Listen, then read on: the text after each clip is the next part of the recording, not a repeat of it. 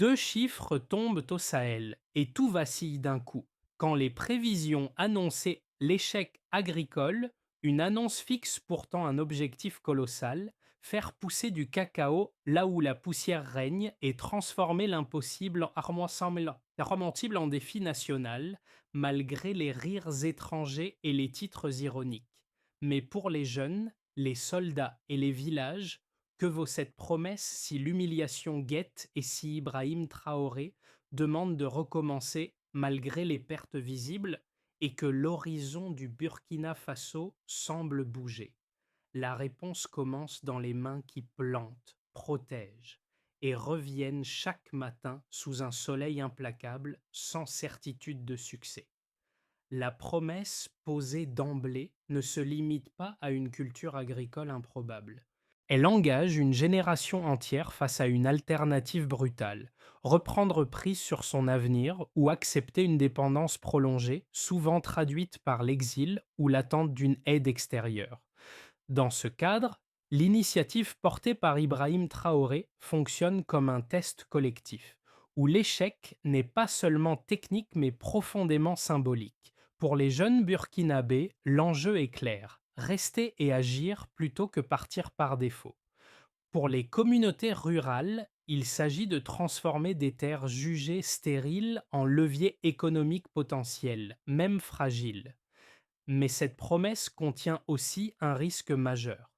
Si le projet échoue totalement, il peut laisser derrière lui un sentiment d'humiliation collective, renforçant l'idée que certaines régions seraient condamnées à l'impuissance. C'est cette tension entre espoir massif et menace de discrédit qui structure tout le récit. L'expérience ne garantit aucun succès rapide, mais elle oblige chacun à se positionner face à une question centrale. Que vaut une décision politique lorsqu'elle engage la dignité autant que les résultats, comme l'assume Ibrahim Traoré dès le départ? En quelques semaines seulement, un basculement inattendu se produit. Alors que l'annonce était encore tournée en dérision à l'étranger, des milliers de volontaires affluent chaque jour vers des terres réputées condamnées. Ce renversement rapide invalide une hypothèse centrale des critiques. La promesse n'a pas paralysé le pays, elle l'a mobilisé sous l'impulsion d'Ibrahim Traoré. Ce premier indicateur est important non seulement pour sa valeur, mais aussi pour sa constance. Malgré la sécheresse, les pertes répétées de plants et l'absence de garantie de succès, le flux humain ne se tarit pas. Cette persistance transforme ce qui aurait pu rester un élan émotionnel en engagement durable. Pour comprendre ce phénomène, il faut replacer l'annonce dans son contexte politique et social. Le Burkina Faso est depuis longtemps décrit à travers un prisme de dépendance. Climat hostile, agriculture fragile, jeunesse tentée par l'exil. Lorsque l'objectif du cacao est formulé publiquement, il heurte frontalement ce récit installé. La proposition n'est pas seulement agricole, elle touche à l'idée même de souveraineté et de capacité collective à décider autrement. Les mots d'Ibrahim Traoré jouent ici un rôle structurant, car ils déplacent le débat de la faisabilité immédiate vers la volonté d'agir malgré des conditions défavorables. L'appel circule rapidement de village en village, porté par les radios locales, les discussions informelles et des images partagées. À Paris et à Washington, des experts ironisent. Sur le terrain, le contraste est saisissant. Des soldats quittent temporairement les casernes pour manier des pelles. Des agriculteurs abandonnent leur routine pour apprendre des gestes inconnus. Des familles transforment leurs cours en pépinières improvisées. Cette mobilisation ne repose pas sur la certitude d'un rendement futur. Elle s'ancre dans un refus commun de l'impuissance. Chaque plan mis en terre devient un acte de défi symbolique, et l'annonce jugée irréaliste agit comme un déclencheur mental. C'est cette rupture, plus que la technique agricole, qui explique pourquoi le mouvement prend une ampleur nationale autour d'Ibrahim Traoré. Très vite, le projet cesse d'être une abstraction nationale et prend des visages précis. Dans un village proche de Bobo-Dioulasso, une mère accepte de parler devant les caméras de la télévision nationale. Elle explique simplement qu'elle n'a jamais goûté au chocolat, mais qu'elle souhaite que ses enfants puissent en produire un jour. Cette phrase, sans emphase ni calcul, circule largement et transforme un objectif lointain en désir concret, presque intime. Ailleurs, ce sont les jeunes qui incarnent le basculement. Moussa fait partie de ceux qui, quelques mois plus tôt, envisageaient sérieusement de quitter le pays. Désormais, ses journées sont rythmées par la protection des jeunes plants. Il organise des rondes, repousse les chèvres, répare des clôtures de fortune. Pour lui, chaque cacaoyer n'est pas seulement une tentative agricole, mais une responsabilité nouvelle. Il parle de ces arbres comme on parle d'un avenir qu'on refuse d'abandonner. Ces scènes se répètent dans de nombreux villages. Les soldats, visibles au début avec leurs uniformes, se fondent peu à peu dans des équipes mixtes où anciens agriculteurs, femmes et jeunes apprennent ensemble. Les premiers impacts ne sont pas économiques au sens strict, ils sont sociaux. Les routines quotidiennes changent, tout comme les conversations. On ne discute plus seulement de la sécheresse ou des pertes, mais de ce qu'il est encore possible de tenter malgré elles. À ce stade, rien n'est de gagné. Les plans meurent souvent et les efforts semblent parfois vains. Pourtant, quelque chose s'est déjà déplacé. Avant même de transformer la terre, le projet, soutenu politiquement par Ibrahim Traoré, modifie la manière dont les habitants se perçoivent eux-mêmes.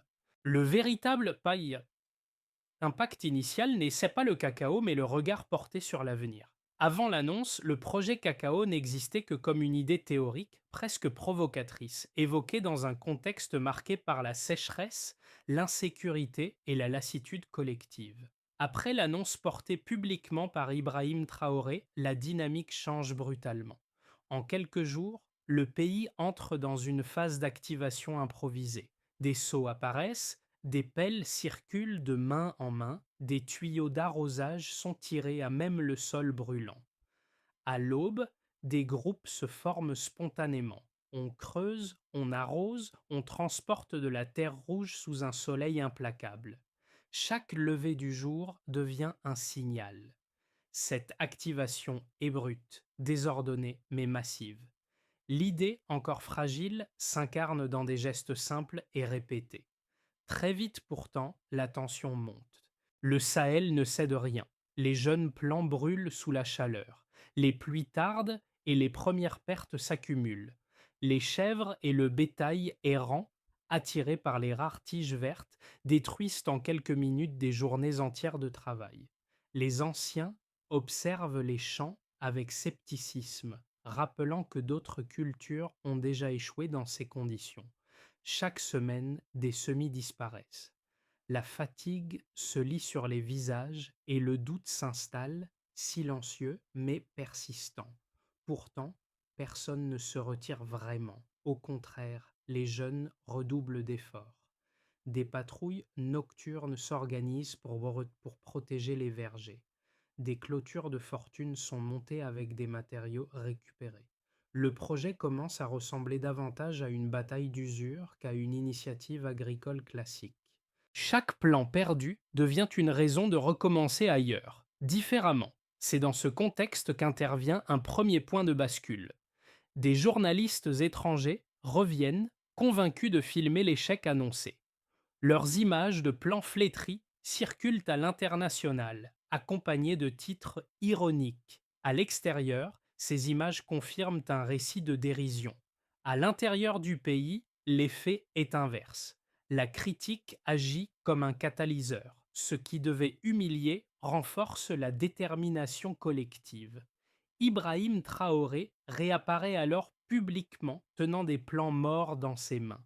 Il ne nie pas les pertes, il les expose. Son message insiste sur une idée simple, la liberté exige de se relever après chaque chute. Cette séquence marque les esprits. Elle transforme l'échec visible en étape assumée. Le projet cesse d'être défensif et devient affirmatif. La chronologie ne raconte plus une descente vers l'échec, mais une succession de chocs absorbés.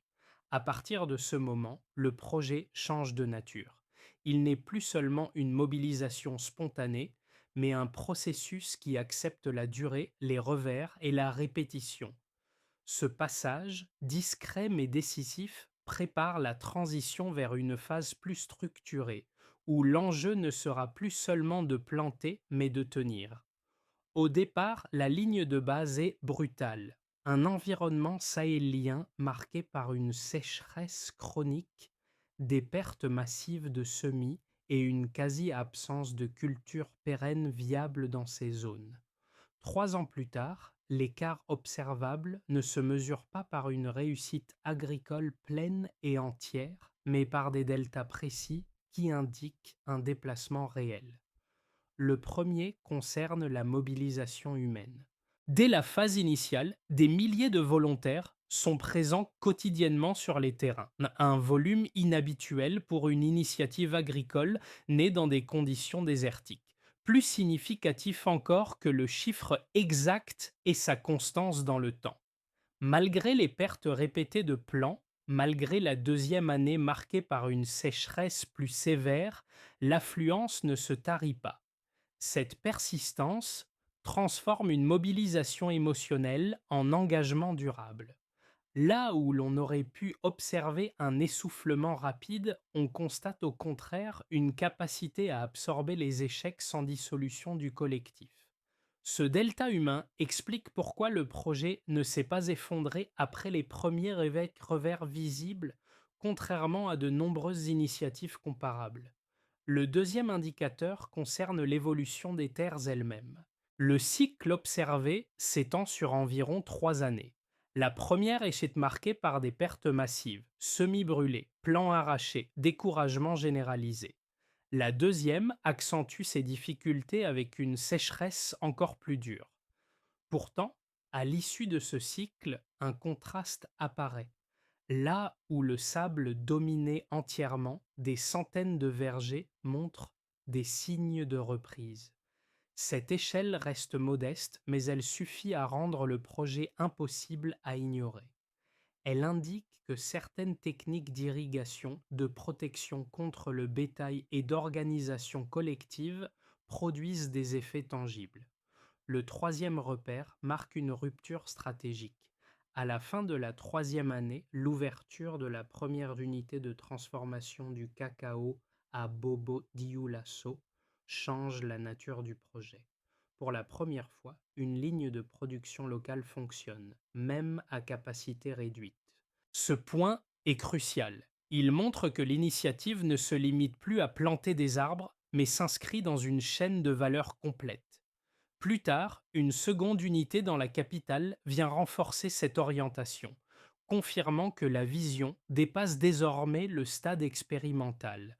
Pris ensemble, ces repères, mobilisation massive, vergers survivants, premières unités industrielles, forment une trajectoire cohérente. Ils ne garantissent pas le succès final, mais ils invalident l'idée d'un simple mirage. Le projet s'est déplacé d'un pari symbolique vers une structure observable, capable de supporter encore des chocs. Dans cette phase, la présence politique d'Ibrahim Traoré agit comme un facteur de continuité, rappelant que l'enjeu n'est pas la performance immédiate, mais la tenue dans la durée. Les critiques internationales les plus solides se sont articulées autour de 2 arguments principaux, souvent présentés comme rationnels et difficiles à contester. Le premier est climatique. Selon de nombreux économistes et agronomes occidentaux, le Sahel ne disposerait ni de l'humidité ni de la stabilité hydrique nécessaire à une culture aussi exigeante que le cacao. Dans cette lecture, investir des ressources humaines et matérielles dans un tel environnement relèverait d'une illusion technique. Les images de plants brûlés par le soleil et de vergers détruits par la sécheresse semblent confirmer ce diagnostic. Le second argument est politique et social.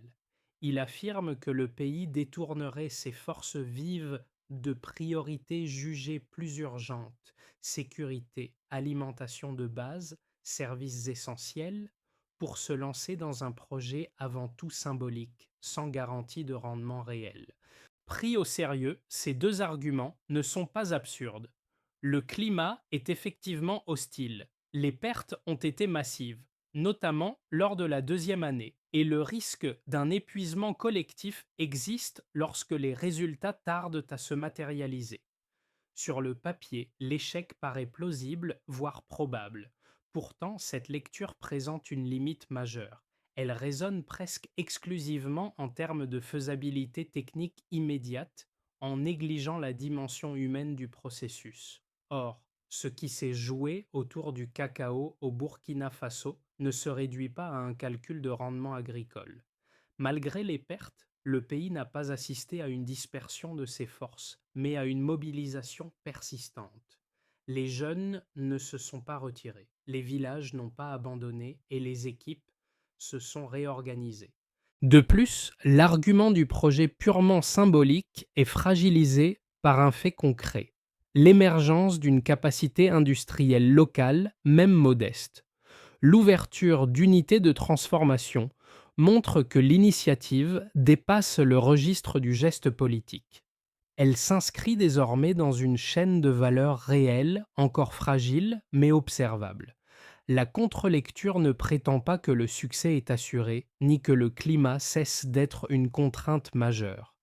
Elle souligne simplement que réduire l'expérience portée par Ibrahim Traoré à une illusion climatique ignore une dynamique sociale profonde, capable de produire des effets que les modèles extérieurs n'avaient de pas anticipés. Le changement décisif ne se joue pas dans les vergers, mais dans un bâtiment discret de Bobo Dioulasso. L'ouverture de la première unité de transformation du cacao modifie instantanément la lecture du projet. Jusqu'ici, tout pouvait encore être interprété comme une tentative agricole fragile, dépendante du climat et de la mobilisation populaire. Avec cette unité, même modeste, la logique évolue. Le cacao cesse d'être uniquement une culture improbable et devient le premier maillon d'une chaîne de valeur complète.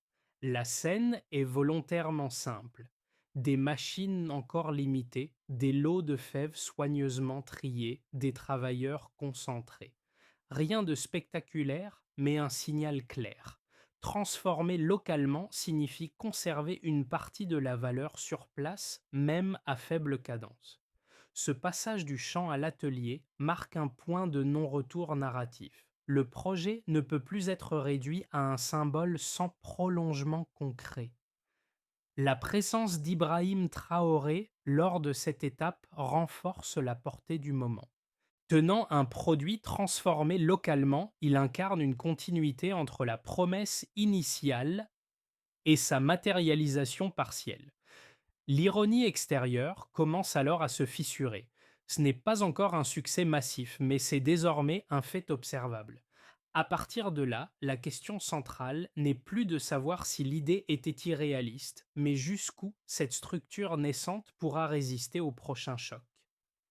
À partir du moment où la chaîne de transformation commence à exister, même à petite échelle, les effets du projet cacao se matérialisent différemment selon les groupes sociaux. Pour les agriculteurs, l'impact est d'abord psychologique, puis progressivement pratique. Longtemps cantonnés à des cultures de subsistance peu rentables, ils découvrent l'existence d'un horizon alternatif. Les vergers restent fragiles, les rendements incertains, mais l'existence même de plants survivants modifie les comportements. Les clôtures, l'arrosage collectif et la surveillance partagée instaurent des formes de coopération inédites. Le travail n'est plus solitaire, il devient organisé et pensé dans la durée. Pour les petites entreprises et les artisans, la bascule est plus récente mais significative.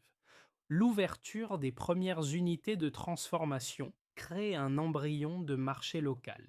Transporteurs, coopératives et ateliers artisanaux commencent à se positionner autour de la filière.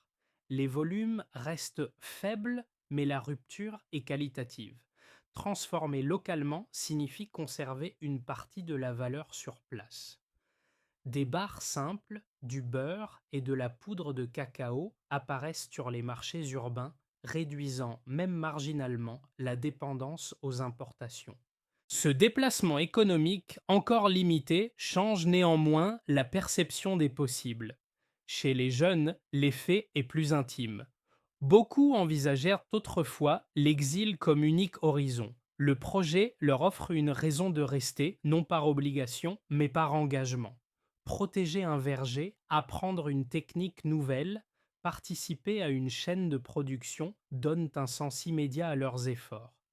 Dans ce cadre, le discours d'Ibrahim Traoré sur l'autodétermination cesse d'être abstrait. Il se traduit par des tâches quotidiennes, parfois épuisantes, mais porteuses de dignité.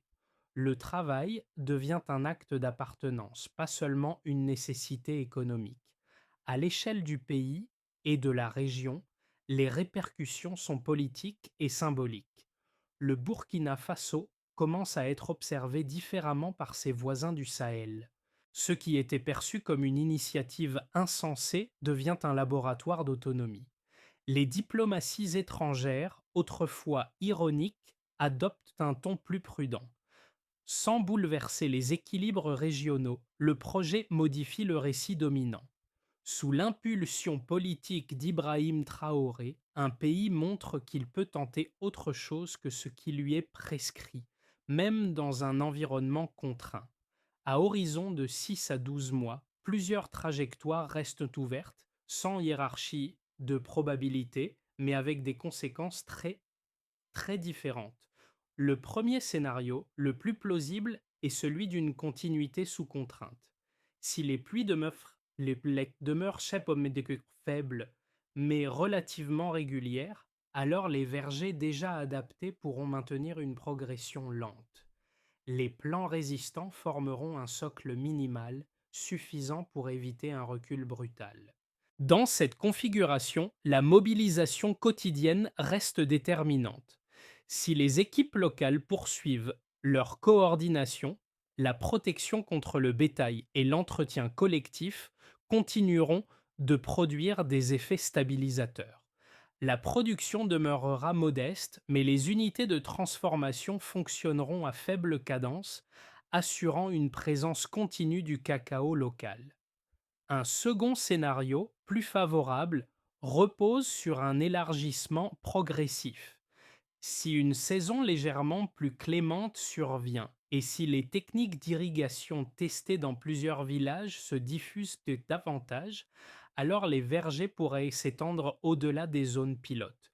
Dans ce cas, la montée en compétences devient un levier central. Si les coopératives, notamment féminines, renforcent leur rôle dans la transformation, alors la production locale de beurre et de barres simples pourrait augmenter. Cette dynamique accroîtrait la crédibilité du projet à l'intérieur du pays et auprès des voisins régionaux, attirés par cette expérience d'autonomie agricole. Le troisième scénario est plus difficile.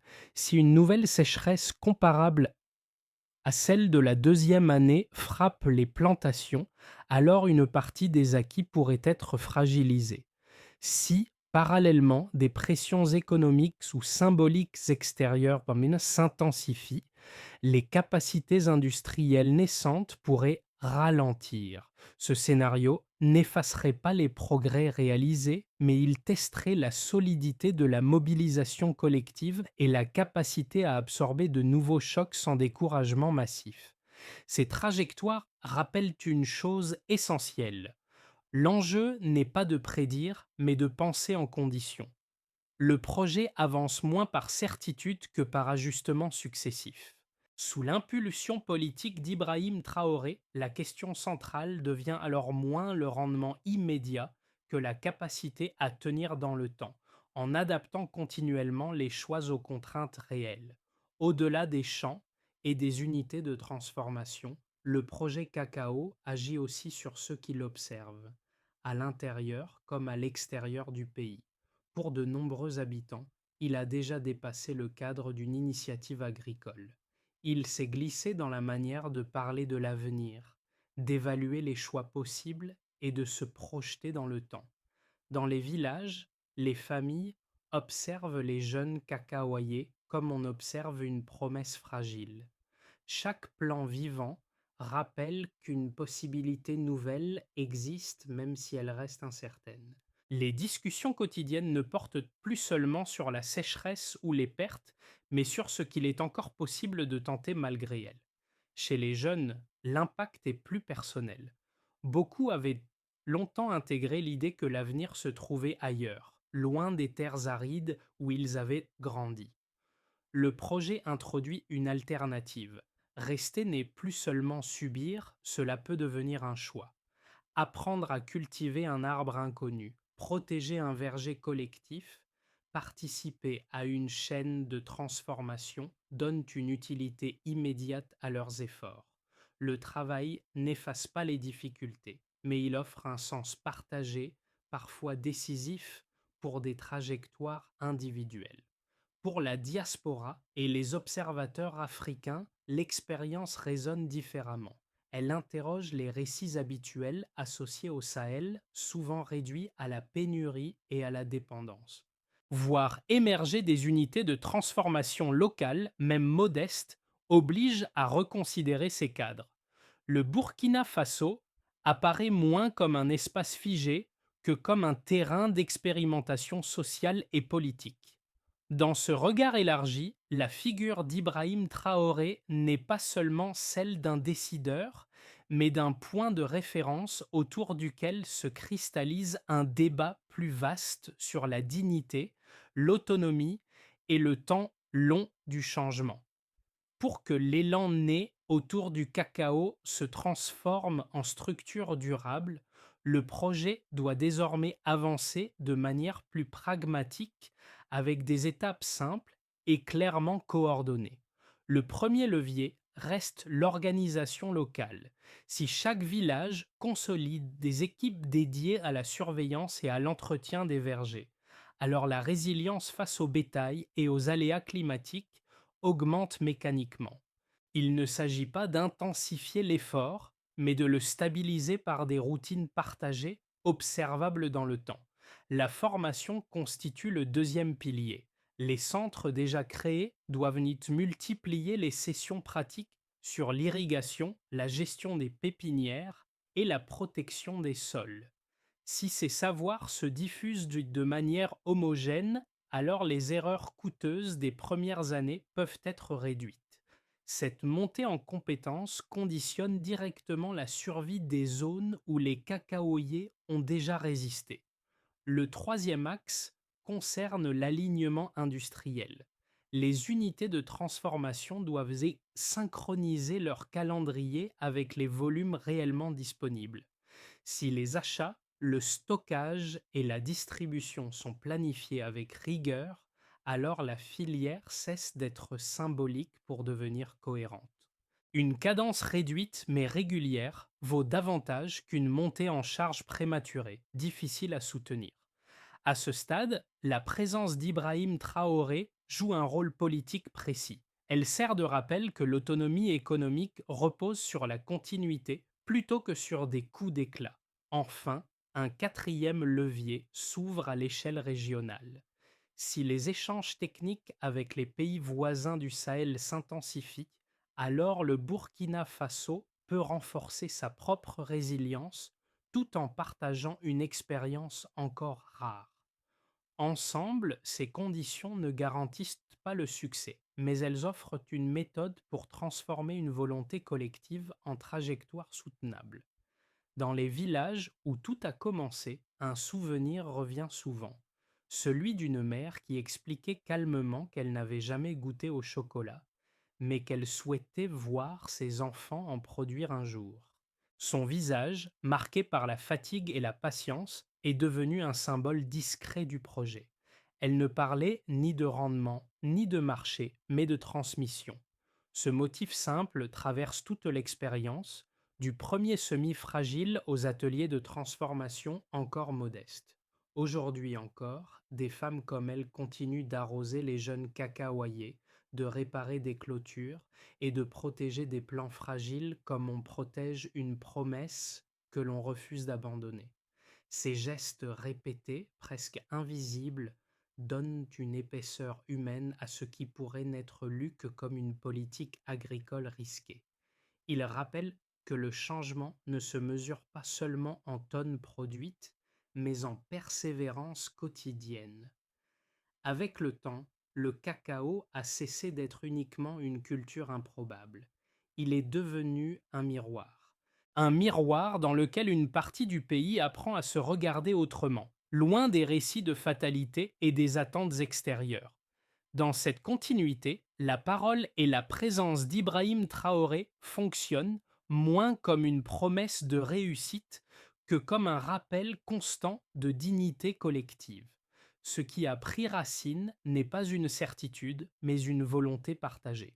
À la fin, l'expérience du cacao au Burkina Faso ne livre ni modèle clé en main, ni leçon universelle facile à exporter.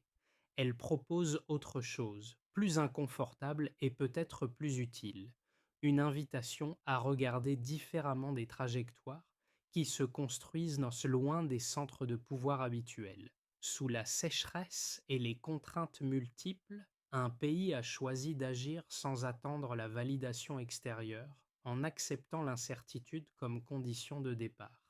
Ce parcours ne demande pas d'adhésion aveugle ni d'enthousiasme automatique. Il appelle au contraire à une observation attentive, critique et honnête.